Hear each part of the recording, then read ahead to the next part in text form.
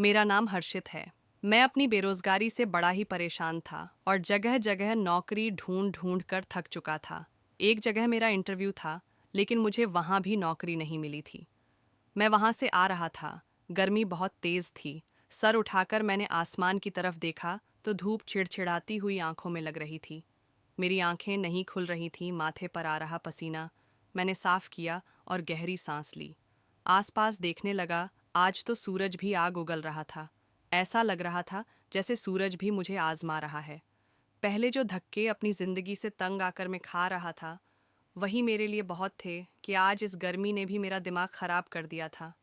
मैं अपने हाथ में पड़ी हुई फाइल को अपने सर पर रखकर खुद पर छाव बनाने की तलाश करने लगा। कम से कम कुछ देर के लिए खड़ा होकर अपने शरीर को ठंडक ही पहुंचा लूं। सड़क किनारे में तेज तेज कदम उठाता हुआ चलता चला जा रहा था। तभी अचानक मुझे एक पेड़ नजर आया। मैं उस पेड़ के नीचे आकर खड़ा हो गया। पूरी सड़क पर चारों तरफ धूप फैली हुई थी। इस पेड़ की छांव में खड़े होकर मुझे कुछ सुकून मिल गया था। अपने बैग से पानी की बोतल निकालकर जैसे ही पीने के लिए मुंह से लगाया, तो पानी भी खत्म हो चुका था। पानी की एक बूंद भी बोतल के अंदर मौजूद नहीं थी। प्यास की वजह से मेरा बुरा हाल हो चुका था। दूर दूर तक कहीं भी मुझे नल नजर नहीं आ रहा था। प्यास से गला सूखा जा रहा था। हर कोई अपने अपने कामों में बिजी था। एक में ही था जो बेरोजगार और कोटा भाग्य लेकर पैदा हुआ था। बचपन से लेकर जवानी तक पहुंचते पहुंचते मैंने बहुत सारे सबक सीख लिए थे। पानी की खाली बोतल लेकर मैं आसपास नज़र दौड़ाने लगा कि कहीं से पानी का अरेंजमेंट हो जाए। लेकिन मुझे कहीं भी पानी नज़र नहीं आ रहा था। अगर कहीं कोई नल दिख जाता तो मैं इस बोतल को ही भर लेता। अभी मैं आसपास देख ही रहा था कि अचानक मुझे महसूस हुआ जैसे मेरे पास कोई खड़ा है। तभी किसी ने मेरे आगे हाथ बढ़ा दिया। मैं कंफ्यूज हो रहा था। मैंने जैसे ही उस हाथ की तरफ देखा, तो उस हाथ में ठंडे पानी की बोतल थी। वह हाथ मेरी तरफ बढ़ रहा था। वो बिल्कुल गोरा दूध जैसा सफ़ेद हाथ था। उसमें सोने की एक अंगूठी और चमकीली चमकीली चूड़ियाँ थीं। मैंने इस हाथ से नज़रें जब सामने की तरफ उठाकर उस इंसान के चेहरे पर डाली, तो मैं चौंक गया था। वो एक औरत थी, जिसने गुलाबी रंग की साड़ी पहनी हुई थी। वो औरत बहुत ज़्यादा खूबसूरत थी। उसकी उसकी उम्र तो 40 साल लग रही थी, लेकिन इतनी उम्र होने के बावजूद भी उसका शरीर ऐसा था जैसे किसी 20-25 साल की लड़की का होता है। उसने अपने आप को बहुत फिट बनाकर रखा हुआ था। उसकी आंखों पर एक अजीब सी चमक थी और चेहरे पर मुस्कुराहट आई हुई थी। उसने हाई फाई मेकअप कर रखा था। कहने लगी, ये लो, ये पानी पी लो। लो, तुम्हें प्यास लग रही थी ना? मैं वहां दूर से खड़ी हुई तुम्हें काफी देर से देख रही हूँ। तुम मुझे कुछ परेशान नजर आ रहे हो, जैसे तुम्हारी हालत है। तुम्हारी हालत को देखकर लगता है कि तुम बहुत ज्यादा ही परेशान होकर आ रहे हो। मैं भी ठंडे पानी की बोतल को पकड़ा और वहीं पर खड़े होकर पानी पीने लगा, क्योंकि अब मैं भी ज्यादा देर पानी के बिना नहीं रह सकता था। मुझे बहुत तेज प्यास लग रही थी। एक ही सांस में मैं वह पानी खत्म कर चुका था। मैंने वह बोतल उस औरत को वापस कर दी। वह इतनी ज्यादा खूबसूरत थी कि आसपास के काफी सारे मर्द उसे घूर घूर कर देख रहे थे। वो एक बड़ी सी गाड़ी में आई हुई थी। देखने में काफी अमीर लग रही थी। उसका गेटअप बता रहा था कि वह बहुत अमीर और अच्छे परिवार से बिलोंग करती है। मैंने उस औरत को थैंक यू कहा और उन्हें बताया कि जी, मैं यहाँ पर पास में ही अपने जॉब इंटरव्यू के लिए आया था। काफ़ी टाइम से जॉब ढूंढ रहा हूँ, लेकिन जॉब नहीं मिल रही है। मैं हिंदुस्तान के कई बेरोजगार लड़कों में से ही एक हूँ। काफ़ी जगह पर नौकरी के लिए इंटरव्यू दे चुका हूँ, लेकिन हर बार मेरी किस्मत मुझे सिर्फ अंगूठा ही दिखा देती है। जानता हूँ कि हर जगह सोर्स के थ्रू ही नौकरी मिल पाती है, लेकिन मेरी सोर्स लगाने वाला तो कोई भी नहीं है। मेरे इतना पढ़ा लिखा होने का भी कोई फ़ायदा नहीं है। फिलहाल आपका थैंक यू। मैंने इस औरत को एक दो बार फिर से थैंक यू कहा और जल्द से जल्द मैं अपने घर जाना चाहता था, क्योंकि घर जाकर मुझे अपनी बीमार माँ और जवान बहन के लिए खाने के लिए सब्जी वगैरह भी लेकर जानी थी। मैं यहाँ से खाना पकाने के लिए कुछ लेकर जाता, तभी मेरे घर में मुझे बना हुआ खाना मिलना था, क्योंकि एक मैं ही था जिसके ऊपर घर की सारी जिम्मेदारी थी। इसीलिए मैं अपना यहाँ पर टाइम वेस्ट नहीं कर सकता था। इस औरत को शुक्रिया अदा करके मैं वहाँ से तेज कदम उठाते हुए उस औरत के पास से निकलकर अपने घर की तरफ जाने लगा था। पैसे बचाने के चक्कर में मैं ज़्यादा से ज़्यादा पैदल जाता था, क्योंकि रिक्शा में भी पैसे ही दिए जाते हैं। कोई हमें फ्री में तो घर तक नहीं छोड़ सकता। और यहाँ मेरे पास पैसों की बहुत ज़्यादा कमी थी, बहुत सोच समझ कर चलना पड़ता था। अभी मैं भीड़ भाड़ वाली जगह से निकलकर आगे बढ़ा ही था कि मुझे लगा जैसे कोई मेरा पीछा कर रहा है। मैंने जैसे ही पीछे मुड़कर देखा तो वही गुलाबी साड़ी वाली औरत मेरा पीछा करते हुए आ रही थी। वो मुस्कुराते हुए एक बार फिर मेरी तरफ देखने लगी थी। मैं कुछ समझ नहीं पाया थी। मैंने सोचा हो सकता है कि इस औरत का घर भी इसी रास्ते पर हो, लेकिन वो पैदल क्यों आ रही थी? ये ही बात सोचते हुए मैं चल रहा था।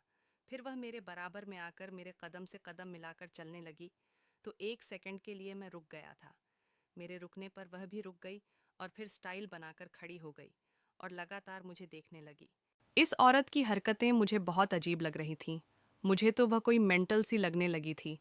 लेकिन इतनी खूबसूरत औरत भला मेरा पीछा क्यों कर रही थी? फिलहाल मेरी खुददारी मेरे बीच में आ गई थी और मैं इस औरत की चालाकी को अच्छे से समझता था। मैंने घूर कर उसे देखा और कहने लगा कि क्या बात है मैडम, आप मेरा पीछा क्यों करती हुई आ रही हो? मैंने आपको थैंक यू बोल दिया है। क्या अब आपको पानी के भी पैसे देने पड़ेंगे? वो मेरे यह शब्द सुनकर वह मुस्कुराने लगी थी। इस टाइम उसने अपने पर्स से एक एनवेल्प निकाला और मेरे हाथ पर रख दिया। वो एनवेलप देखकर मुझे शॉक्ड लगा था कि क्या था इस एनवेलप के अंदर, और यह औरत इसे मुझे क्यों दे रही थी। मैंने खोलकर देखा तो मुझे अचानक ही झटका लग गया था। उसमें तो बहुत सारे पैसे मौजूद थे, जिनको मैं गिन तो नहीं सका, लेकिन इतना आइडिया तो हो चुका था कि वह लाखों रुपए थे। मेरे तो हाथ कांपने लगे थे। इधर मेरी जेब में सिर्फ 200 ही पड़े हुए थे और यह औरत कह रही थी कि यह 5 लाख है। ये पैसे तुम्हारे भी हो सकते हैं, मैं इन पैसों को तुम्हें दे दूंगी। क्या तुम इन 5 लाख के मालिक बनना चाहोगे? इस औरत की बात सुनकर मैं तो बड़ा हैरान रह गया था। आखिर वह किस काम के लिए 5 लाख दे रही थी? मैंने सवाल किया कि आप यह 5 लाख मुझे क्यों देना चाहती हो? मैं तो आपको जानता भी नहीं हूँ। आपकी मेरी तो कोई जान पहचान भी नहीं है और ना ही मैंने आपका कोई काम किया है। फिर आखिर आप मुझे यह इतने ढेर सारे पैसे देने के लिए क्यों तैयार हो? आप मुझे यह पैसे क्यों देना चाहती हो मैडम? क्या आप मुझे बेवकूफ़ बना रही हो? वो औरत मुझे घूर कर देखते हुए कहने लगी, मैं तुम्हें एक बात बताना चाहती हूँ, लेकिन यहाँ पर नहीं। हम दोनों आगे कहीं बैठकर तसल्ली के साथ बातचीत करते हैं। वो औरत मेरे आगे आगे चल रही थी और मैं उसके पीछे पीछे था। उसके कदम से कदम मिलाकर चला रहा। मेरे दिल में तो जैसे खुशी उमड़ पड़ी थी। ये औरत 5 लाख मुझे देने वाली थी। मैं तो 5 लाख रुपयों के लिए कुछ भी करने को तैयार था। आखिर 5 लाख कोई छोटी रकम तो नहीं होती। कम से कम मुझ जैसे गरीब के लिए तो ये पैसे कम नहीं थे। इन 5 लाख से तो मैं अपना कोई कारोबार भी कर सकता था। मेरे दिमाग में काफ़ी सारे ख्याल आने लगे थे। वो औरत चलते चलते मुझे एक होटल में ले आई। यहाँ पर अंदर आने के बाद हम दोनों एक तरफ बैठ गए थे। उसने वेटर से कहकर कॉफ़ी का आर्डर दिया। थोड़ी देर बाद इस औरत के पास किसी की कॉल आ गई और यह फ़ोन पर बातें करने के लिए चली गई। इतनी देर में चारों तरफ होटल को नज़र दौड़ा दौड़ा कर देख रहा था। ये काफ़ी बड़ा होटल था और यहाँ पर अमीर अमीर लोग ही आया करते थे। मैं तो कभी इसके पास से भी होकर नहीं गुजरा था, क्योंकि मेरी इतनी औकात ही नहीं थी। थोड़ी देर के बाद यह औरत मेरे पास जाकर दोबारा से अपनी चेयर पर बैठ गई थी। वेटर भी कॉफ़ी लेकर आ गया था। उसने मुझसे कहा, कॉफ़ी पियो। कॉफ़ी पीते पीते बातें करते हैं। मेरे दिल में बार बार ये ख्याल जाग रहा था कि ना जाने ये औरत मुझसे क्या बात कहने वाली है। वो अपने मोबाइल में न जाने क्या कर रही थी। मैं उसे देखकर घबरा गया था कि कहीं यह मुझे कोई ऐसा वैसा काम करने तो नहीं कहेगी जिसे मैं नहीं कर सकूंगा। मैं एक बहुत ईमानदार इंसान हूँ। सारी ज़िंदगी मैंने सादगी में गुजार दी है। मैं कोई गैर कानूनी काम करके फंसना नहीं चाहता। थोड़ी देर के बाद उसने अपना मोबाइल रख दिया था। मेरी तो कॉफ़ी फिनिश हो चुकी थी। उसके बाद जो उसने मुझे काम बताया, उसे सुनकर मेरे होश उड़ गए थे। वो कहने लगी, तुम्हें मेरी बेटी के साथ एक रात गुजारनी होगी। मेरी बेटी लड़कों में बहुत इंटरेस्टेड है। यकीन मानो, वह तुम जैसे जवान लड़कों के लिए तो पागल हुई फिरती है। कल मेरी बेटी का बर्थडे है और मैं चाहती हूँ कि मैं उसे कोई गिफ्ट दे सकूँ। मैं तुम जैसे जवान और स्मार्ट लड़के को उसे गिफ्ट करना चाहती हूँ। वह औरत इतनी ज़्यादा पागलों जैसी बातें कर रही थी। मैं उसकी बात सुनकर हैरान हो गया था। मुझे उससे इस चीज़ की उम्मीद नहीं थी। मैंने तो कभी सपने में भी नहीं सोचा था कि एक औरत भला इस तरह की लिमिट क्रॉस कर देने वाली बातें भी कर सकती है। वह अपनी बेटी के लिए ही किसी जवान लड़के का बंदोबस्त कर रही थी ताकि वह रात भर उसकी इज्जत के साथ खेल सके। शर्म के मारे मैंने अपने कान बंद कर लिए थे। मैं कहने लगा कि माफ़ कीजिए मैडम, मैं कोई ऐसा वैसा लड़का नहीं हूँ, भले ही मैं बेरोज़गार हूँ, गरीब हूँ, मगर मैं कभी भी ऐसा घिनौना काम करने के लिए तैयार नहीं हो सकता। इतनी बात कहकर मैं वहाँ से उठकर जाने लगा था कि उसने फिर से वहीं एनवेलप 5 लाख वाला मेरे सामने रख दिया। उसने एनवेलप से 5 लाख निकाल लहराए और उन पैसों को वो मुझे दिखाने की कोशिश कर रही थी। उसकी इस हरकत ने तो मुझे मजबूर कर दिया था। मैं भी तो अपनी आने वाली ज़िंदगी को संवारना चाहता था और मुझे दूर दूर तक उम्मीद थी कि कहीं और से मेरे पास पैसों का बंदोबस्त नहीं हो सकता। ये मेरे पास एक गोल्डन चांस था, जिसे मैं एक्सेप्ट कर लेता तो शायद मेरी ज़िंदगी बदल जाती। मैंने उस औरत को देखा जो पैसे हाथ में हिला हिलाकर अपनी अदाएं दिखा रही थी। वो मुझसे कहने लगी, सोच लो, इसमें तुम्हारा ही फ़ायदा है। एक रात की ही तो बात है और सिर्फ एक रात ही तुम्हारी तकदीर बदल सकती है। मुझे तो तुम ज़रूरतमंद लगे, इसीलिए मैंने सोचा कि मैं तुम्हारी मदद कर देती हूँ, वरना मेरी बेटी को लड़कों की कोई कमी नहीं है। सिर्फ एक रात गुजारने के तुम्हें इतने पैसे मिल रहे हैं, फिर इसमें परेशानी वाली बात क्या है? या फिर तुम इस काबिल ही नहीं हो कि तुम किसी लड़की के साथ रात गुजार सको? ये बात कहकर वह खामोश हो गई और मुस्कुराने लगी थी, जबकि मैं बहुत ज़्यादा शर्मिंदा हुआ था। मैं सोच रहा था कि क्या करूं, क्या इस औरत की बात मान लूं, इस औरत से इनकार कर दूं, घर चला जाऊं। घर में भी बहुत ज़्यादा तंगी आई हुए हैं, माँ भी बीमार है। मेरी कुछ समझ नहीं आ रहा था कि मैं क्या करूं। एक जवान बहन भी है जिसकी मुझे शादी करनी है। मेरे अलावा मेरी बहन और माँ का सहारा कोई भी नहीं है। हमारा छोटा सा ही घर था। मेरे पिता भी काफ़ी सालों पहले मर चुके थे। मेरी माँ के पास जुड़ा कटा कुछ भी नहीं था। मेरी माँ ने मुझे जैसे तैसे पढ़ाया लिखाया था, लेकिन फिर भी मुझे नौकरी नहीं मिल रही थी। मैं था तो बेरोज़गार ही। मैंने जल्दबाजी में फ़ैसला कर लिया कि मैं उस औरत की बात मानने के लिए तैयार हूँ। वो मुस्कुराने लगी थी और कहने लगी थी, वेल डन, मुझे तुमसे यही उम्मीद थी। इसमें तुम्हारा ही फ़ायदा है।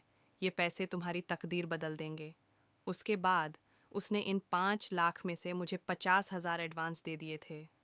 वो पैसे देकर कहने लगी, ये लो तुम्हारा एडवांस, जाओ जाकर ऐश करो, बाकी के बचे हुए पैसे मैं तुम्हें काम होने के बाद दूंगी। मैं भी वो 50,000 लेकर अपने घर की तरफ चला आया था। उस औरत ने मुझे अपना मोबाइल नंबर और घर का एड्रेस भी दे दिया था और बता दिया था कि मुझे किस टाइम उसके घर जाना है। मैं अपने घर गया तो मैं बाजार से खाना लेता हुआ चला गया था, क्योंकि मुझे घर लौटते हुए काफ़ी देर हो गई थी। इसीलिए मैं होटल से ही खाना लेकर चला गया था। अपनी माँ की कुछ दवाइयाँ और उनके लिए फ्रूट्स भी लेटा हुआ चला गया था और घर में थोड़ा सा राशन भी भरवा दिया था। मेरी माँ ने मेरे हाथों में इतना सारा सामान देखा और देखा कि मैं आज पकाने के लिए कोई सब्जी नहीं लाया हूँ, बल्कि पका पकाया ही खाना लेकर आया हूँ। यह देखकर मेरी माँ हैरान रह गई थी, क्योंकि आज से पहले मैं इतना ज़्यादा सामान लेकर कभी घर में नहीं आया था। मेरी माँ और बहन मुझसे सवाल करने लगी कि तुम ये कुछ कैसे लेकर आए हो? इतने पैसे तुम्हारे पास कहाँ से आए? सुबह तो तुम कह रहे थे कि तुम्हारे पास पैसे ही नहीं हैं। अपनी माँ की बात सुनकर मैं थोड़ा सा घबरा गया था। माँ तो माँ होती हैं और माँ के सामने मैं क्या झूठ बोल सकता था।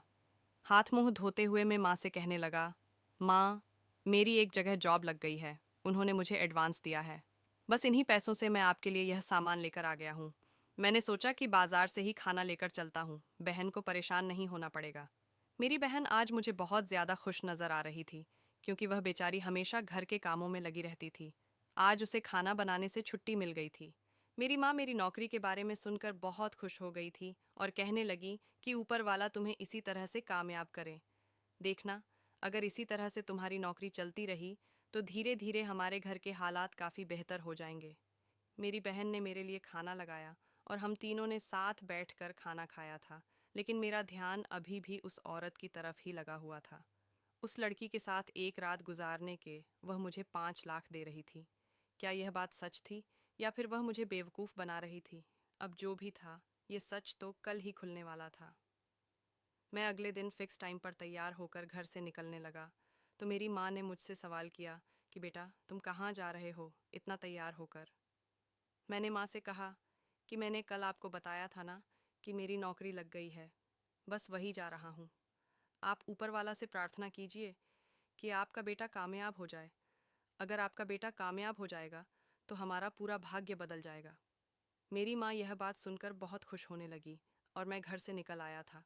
रिक्शा पकड़कर मैं उस औरत के बताए हुए एड्रेस पर चला गया था।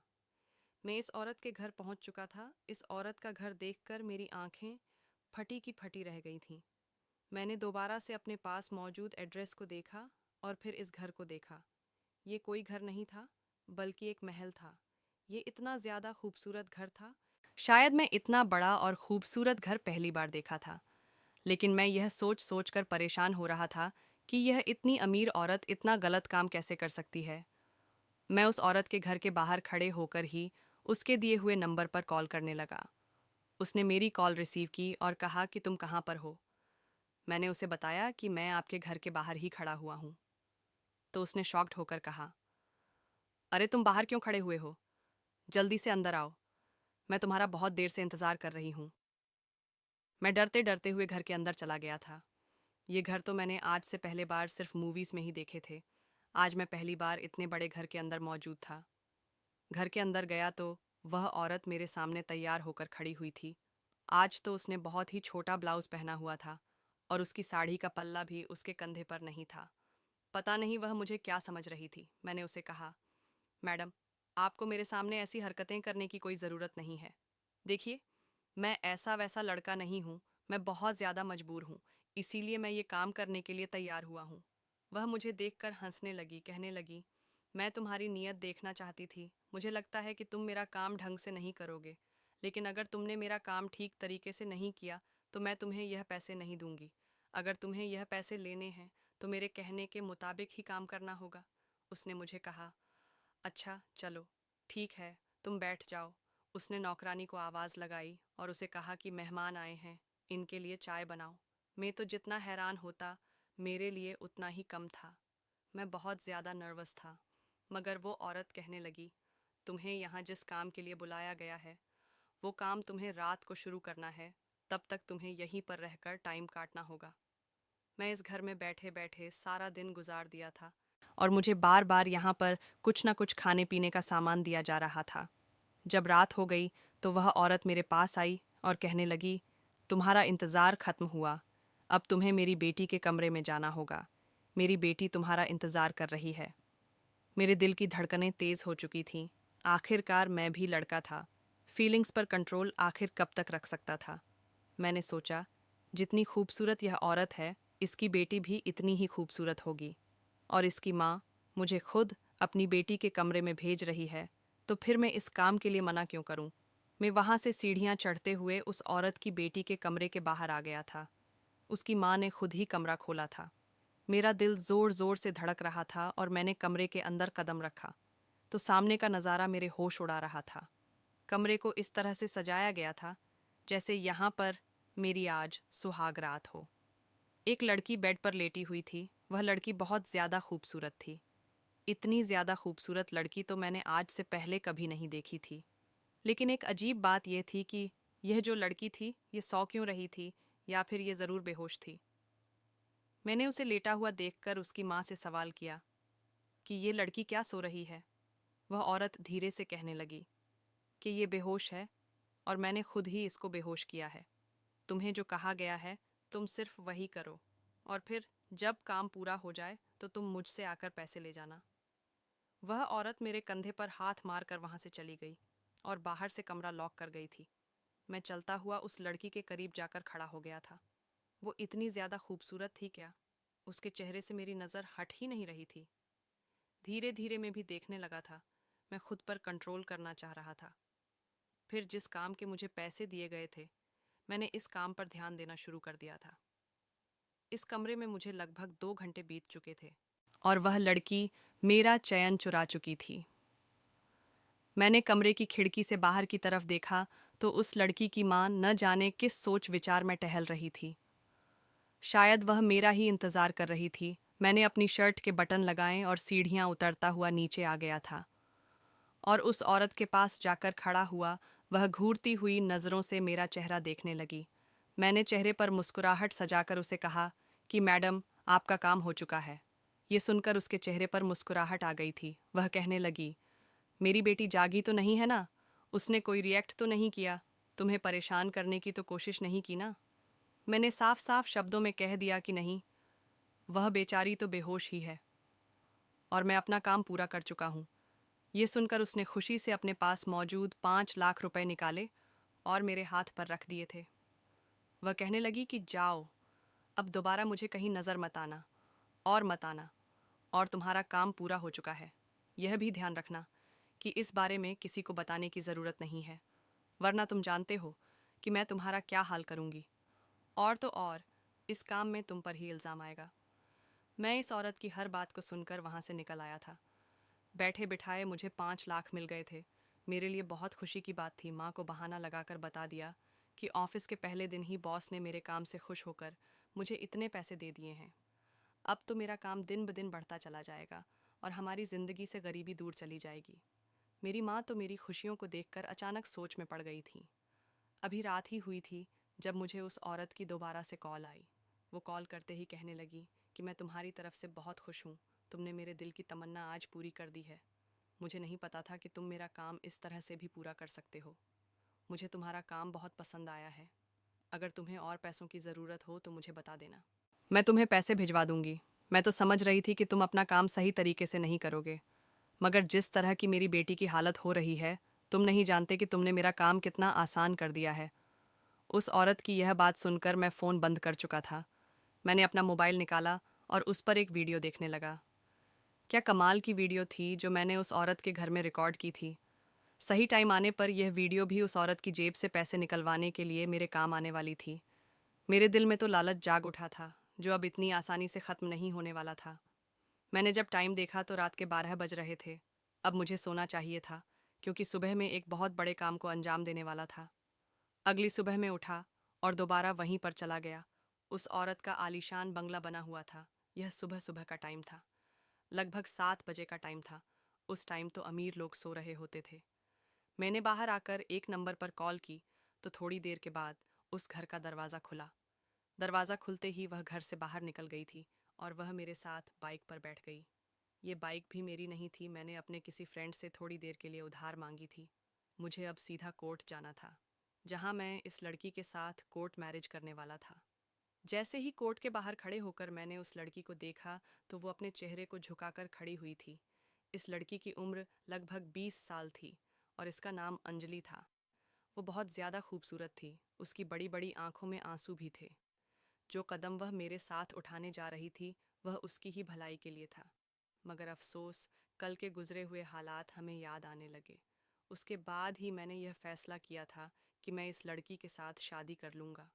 कुछ देर बाद कानूनी तौर पर हम दोनों पति पत्नी बन चुके थे। मैं उसकी फीलिंग्स को महसूस कर सकता था। वह बेचारी बहुत ज़्यादा परेशान थी, उसका पूरा शरीर कांप पर रहा था। वह बिल्कुल खामोशी और उसकी आंखें बार बार नम हो रही थीं। जब उसने कोर्ट मैरिज के पेपर्स पर साइन किए थे, वह बेचारी फूट फूट कर रो रही थी। मगर ऐसा करना भी तो बहुत ज़रूरी था।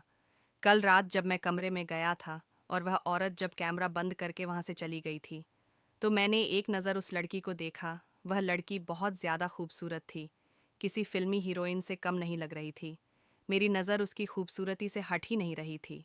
उसकी खूबसूरती देखकर मैं क्या कोई भी लड़का उसका फ़ायदा उठाने के लिए पूरी तरह से तैयार हो जाता। मगर उसके चेहरे पर एक अजीब सी मासूमियत मुझे नज़र आ रही थी और उसकी शराफत देखकर मेरा दिल मुझे यह गलत काम करने से रोक रहा था। मैं भी तो बहुत ज़्यादा मजबूर था और मुझे पैसों की ज़रूरत थी।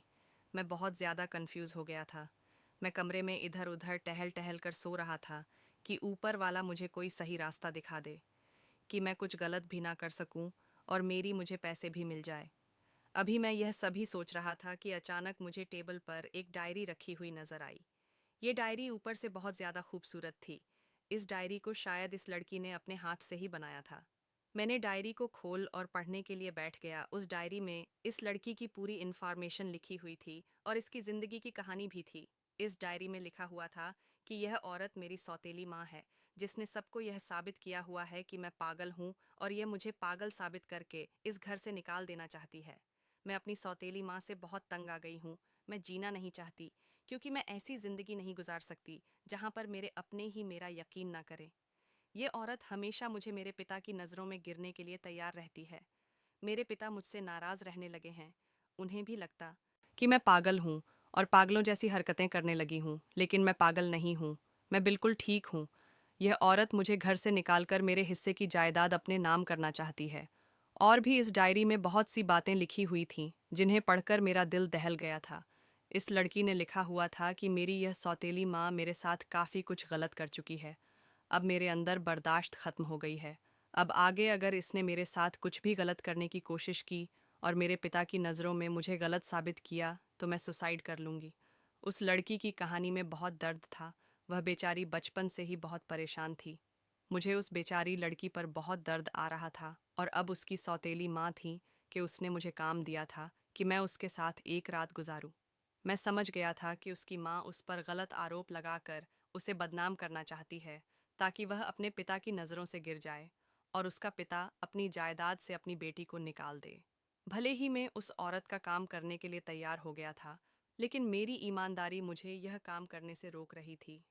अब तो मैं समझ गया था कि अगर इस लड़की के साथ और ज़्यादा गलत किया गया तो यह लड़की अपनी जान ले लेगी, और मैं एक मासूम लड़की को अपनी वजह से मारने नहीं देना चाहता था। अगर वो होश में होती और अपनी मर्जी के साथ यह सब कुछ करती तो भी शायद मेरी ईमानदारी मुझे उसके साथ यह सब कुछ करने से रोक लेती। मगर वो बेखबर सो रही थी। हो ना हो उसकी माँ ने ज़बरदस्ती उसको बेहोश किया है, ताकि जब उसे होश आए तो उसकी इज्जत लूट चुकी है। लेकिन ये औरत उस बेचारी के बहुत ज़्यादा पीछे पड़ी हुई थी। वो औरत जैसी भी थी तो उसकी माँ ही, और फिर एक औरत ही दूसरी औरत की इज्जत खराब करने पर तुली हुई थी। मैंने उस लड़की के साथ कुछ भी गलत ना करने का फैसला कर लिया था, और फिर मैंने सोचा कि मैं इसे जगाने की कोशिश करता हूँ। कई बार मैंने उसे उठाने की कोशिश, मगर वो जाग ही नहीं रही थी। कुछ ही देर बाद बार बार आवाज़ों की वजह से उसे होश आ चुका था। जैसे ही वो जागी, उसने अपने कमरे के चारों तरफ देखा और फिर मुझे देखा। वह घबरा गई और रोने लगी, कहने लगी, तुम कौन हो और यहाँ मेरे कमरे में क्या कर रहे हो? वो चीख कर मुझसे दूर हट गई। उसकी आवाज़ भी उसके जैसे ही प्यारी थी। मैं उसे तसल्ली देते हुए कहने लगा, तुम्हें डरने की ज़रूरत नहीं है। मैं तुम्हें सब कुछ बताता हूँ। मैं कोई गलत इंसान नहीं हूँ। इसके बाद मैंने उसे वह सब कुछ बता दिया, जो कुछ उसकी माँ ने मुझे उसके साथ करने के लिए कहा था, और उसके बदले में मुझे 5 लाख देने का वादा भी किया था। ये सुनकर तो उसको अपने कानों पर विश्वास नहीं हो रहा था। वो अपने हाथों में अपने चेहरे को छुपाकर फूट फूट कर रोने लगी। कहने लगी, मुझे पता था कि मेरी सौतेली माँ बहुत घटिया औरत है, लेकिन मुझे यह नहीं पता था कि वह एक औरत होते हुए इस हद तक भी गिर सकती है। सही कहा है किसी ने कि सौतेली माँ सौतेली ही होती है। वह कभी भी आपके साथ सगे जैसा बिहेवियर नहीं कर सकती। वो मुझे अपने बारे में बताते हुए कहने लगी, जब मैं 10 साल की थी, मेरी माँ की एक बीमारी के कारण मौत हो गई। मैं अपने माता पिता की इकलौती बेटी थी। मेरे पेरेंट्स मुझ पर जान न्यौछावर करते थे। हमारे पास किसी चीज़ की कोई कमी नहीं थी। मेरे पिता ने मेरे जन्म के बाद ही यह बंगला मेरे नाम कर दिया था, और जो उनकी बड़ी कच प्रॉपर्टी थी वह मेरे पिता ने मेरी माँ के इलाज पर ख़त्म कर दी थी, क्योंकि वह माँ को हर तरह से बचाना चाहते थे। उन्होंने पैसे को पानी की तरह बहाया था, लेकिन फिर भी मेरी माँ नहीं बच सकी। फिर एक दिन मेरी माँ हमें इस दुनिया से छोड़कर चली गई। इसके बाद मेरे पिता ने मेरी माँ की मौत के गम को अपने दिल से लगा लिया, और वह इसी गम में बर्बाद होते चले गए। उन्होंने अपने बिजनेस पर भी कोई ध्यान नहीं दिया। मेरे पिता बर्बाद होते चले गए। ये बंगला मेरे नाम था, मैं इस बंगले की मालकिन थी, और मैं भी अपने आप को बहुत अकेला महसूस करने लगी थी। मुझे पढ़ाई भी करनी होती थी, लेकिन कुछ बातें ऐसी होती हैं कि एक मर्द सिर्फ अपनी पत्नी से ही कर सकता है। मैं बेटी होकर अपने पिता का भरपूर ख्याल रखती थी, मगर फिर भी अपनी पढ़ाई में बिजी होने की वजह से मैं अपने पिता के साथ ज़्यादा टाइम स्पेंड नहीं कर पाती थी। मेरे पापा को उनके रिश्तेदारों ने समझाया कि उन्हें दूसरी शादी करनी नहीं चाहिए। अब मेरी उम्र 15 साल हो गई थी और मैं धीरे धीरे जवान होने लगी थी, और इसी तरह मेरे पापा की शादी मेरी इस सौतेली माँ के साथ हो गई, क्योंकि यह मेरे पापा के दोस्त की बहन थी और यह तलाकशुदा थी। इस औरत के पति ने इस तलाक देकर घर से निकाल दिया था। मेरे पिता ने इससे शादी करके इसे हमारे घर में सहारा दिया। मेरे पापा को लगता था कि यह औरत मेरे पापा और उनकी बेटी को बहुत ख्याल रखेगी। मुझे भी अपने पापा की दूसरी शादी से कोई ऐतराज़ नहीं था, क्योंकि मैं सोचती थी कि इस तरह से मेरे पापा का अकेलापन दूर हो जाएगा और मुझे भी माँ का प्यार मिल मिल जाएगा। लेकिन इस औरत ने घर में आने के बाद एक के बाद एक मेरे खिलाफ चाल चली, क्योंकि यह औरत अच्छे से जानती थी कि इस बंगले के अलावा मेरे पापा के पास और कोई प्रॉपर्टी नहीं है, क्योंकि जो कुछ प्रॉपर्टी थी वह काफ़ी सालों पहले मेरी माँ के इलाज में ख़त्म हो चुकी थी। अब जो कुछ भी है वह यही है, मेरे पापा का बिजनेस बहुत अच्छा है। वह काफ़ी सारा पैसा कमाते हैं, क्योंकि उन्होंने दूसरी शादी करने के बाद अपने बिजनेस पर दोबारा से ध्यान देना शुरू कर दिया था। लेकिन इस औरत को हमेशा यही बात खलती रही कि यह बंगला उसके पति की बेटी के नाम क्यों है, हालांकि वह अब मेरे पिता के पत्नी बनकर इस घर में आ गई थी, तो यह बंगला उसके नाम होना चाहिए था। मैं उसको अपनी माँ समझकर उसके करीब जाती थी, लेकिन वह औरत हर बार मुझे धूतकार देती थी। मेरे पिता के सामने तो ऐसे रिएक्ट करती थी जैसे मुझसे बहुत प्यार करती है, लेकिन उनके पीछे मुझ पर अत्याचार करती थी।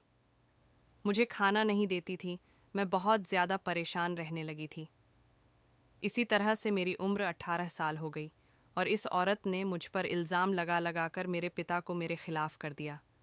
कभी कभी मेरे पिता मेरी बात मान लेते थे, लेकिन कभी कभी वह मुझ पर इस औरत के लिए हाथ भी उठा दिया करते थे। इस औरत ने मेरी ऐसी अजीब अजीब हरकतें मेरे पिता को बताई कि उन्होंने मुझे पागल समझना शुरू कर दिया और सिर्फ मुझे कमरे में बंद रहने के लिए ही कहा। मैं पिछले 7-8 सालों से इस कमरे में ही बंद रहती हूँ। मेरी माँ चाहती है कि मेरे पिता मुझसे मेरी जायदाद वापस ले लें, लेकिन अभी तक मेरे पिता के दिमाग में ऐसी कोई बात नहीं आई है। लेकिन वह औरत यही चाहती है कि मेरे पिता मुझसे मेरी जायदाद लेकर उस औरत के नाम कर दे, क्योंकि वह उनकी पत्नी बनकर इस घर में आ गई है और इस पर अब उसी का हक है। लेकिन मैं नहीं चाहती कि मेरी जायदाद उसके नाम हो जाए। अगर मैं उसको अपना बंगला दे भी दूं, तो वह बदले में मुझे प्यार दे। लेकिन वह औरत बदले में मुझे प्यार नहीं देना चाहती, वह मुझे इस घर से निकाल देना चाहती है। मुझे पता है, अगर मैंने उसके नाम अपना बंगला करवा दिया तो वह मुझे मेरी ज़िंदगी को और भी ज़्यादा ख़राब कर देगी। वो मेरी ज़िंदगी पहले ही वह काफ़ी ख़राब कर चुकी है, क्योंकि वह मुझे पागल साबित कर चुकी है, मेरे पिता को मेरे ख़िलाफ़ कर चुकी है, और तो और मेरा अपने कमरे से निकलना भी बिल्कुल बंद हो गया है। इसीलिए तो इस औरत ने यह चाल चली कि वह तुम्हें मेरे कमरे में रात गुजारने के लिए भेज दे। मुझे पूरा यकीन है कि इस कमरे में कहीं ना कहीं कैमरे लग रहे होंगे, ताकि वह सबूत इकट्ठा करने के बाद मेरे पिता को दिखाएं, और अब की बार मेरे पिता मुझे धक्के मारकर अपनी जायदाद से बेदखल करके मुझे इस घर से निकाल देंगे, और वह औरत इस घर में खुशी खुशी ऐश करेगी। वो लड़की ज़ोर ज़ोर से रो रही थी, कहने लगी, मेरा इस दुनिया में मेरे पिता के अलावा कोई नहीं है। लेकिन यह औरत मेरे पिता को मुझसे छिन चुकी है। मुझे अपनी ऐसी ज़िंदगी बिल्कुल भी अच्छी नहीं लगती। मैं मरना चाहती हूँ। मैं मर जाना चाहती हूँ। वह ज़ोर ज़ोर से चिल्ला रही थी। मैंने उसे खामोश किया और कहा कि मैं तुम्हारा साथ दूंगा।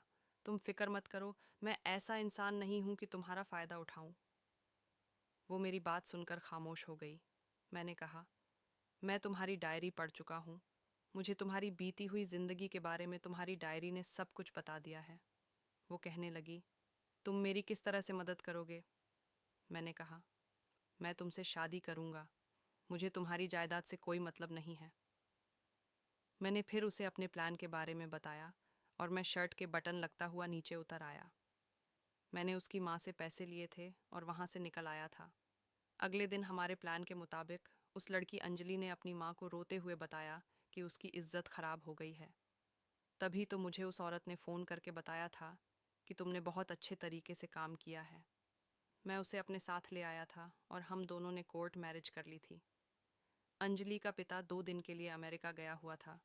जब 2 दिन के बाद अंजलि का पिता घर आया तो अंजलि की माँ ने उसे बताया कि तुम्हारी बेटी ने किसी के साथ अपना मुंह काला किया है। अब जल्दी से इस घर से धक्के मारकर निकाल दो। अंजलि की माँ ने उसके कमरे में लगे हुए कैमरे की रिकॉर्डिंग उसे दिखाना चाहिए, लेकिन वह रिकॉर्डिंग चली ही नहीं, क्योंकि मैंने कैमरे का तार डिस्कनेक्ट कर दिया था, जिसके बाद उसके अंदर कुछ भी रिकॉर्ड नहीं हुआ। क्योंकि अंजलि मुझे बता चुकी थी कि इस कमरे में ज़रूर कैमरे होंगे, और उसके बताने के मुताबिक जब मैंने कमरे में चेक किया तो कमरे में कैमरा मौजूद था, क्योंकि उसकी माँ सबूत इकट्ठा करना चाहती थी। लेकिन मेरे पास एक ऐसा सबूत था जिसने अंजलि की सौतेली माँ को बर्बाद करके रख दिया। मैं अंजलि के पिता के घर पहुंचने से पहले ही उनको उनकी पत्नी की कॉल रिकॉर्डिंग उन्हें भेज चुका था।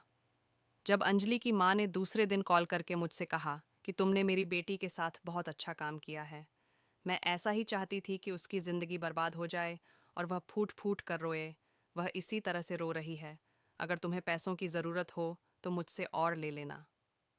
ये पूरी बात मैंने अपने मोबाइल में रिकॉर्ड कर ली थी और वही रिकॉर्डिंग मैंने अंजलि के पिता को सेंड कर दी थी। अंजलि के पिता ने अपनी बेटी पर हाथ उठाने की बजाय अपनी पत्नी पर हाथ उठाया और उसे वह रिकॉर्डिंग सुना दी। अंजलि की माँ को यह उम्मीद नहीं थी कि अपने बिछाए हुए जाल में वह खुद ही फंस सकती है। अंजलि ने भी सब कुछ सच सच बता दिया था और कहा था कि वह मेरे साथ शादी कर चुकी है। मैं भी मौके पर पहुंच गया और मैंने कहा कि इस औरत ने मुझे इस गलत काम के लिए पैसे दिए थे। अंजलि के पिता ने अपनी दूसरी पत्नी को डिवोर्स देकर घर से निकाल दिया।